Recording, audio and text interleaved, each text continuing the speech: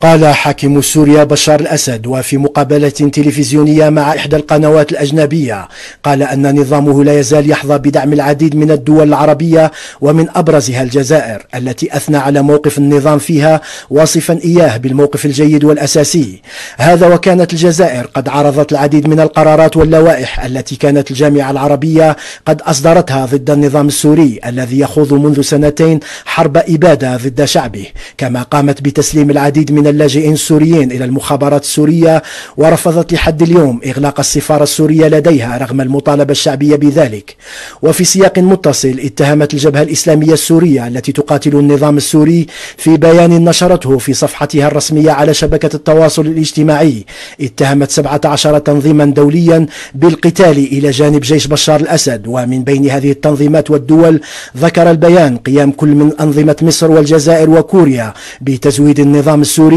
ودعمه بفنيين وطيارين يقاتلون في صفوف جيشه.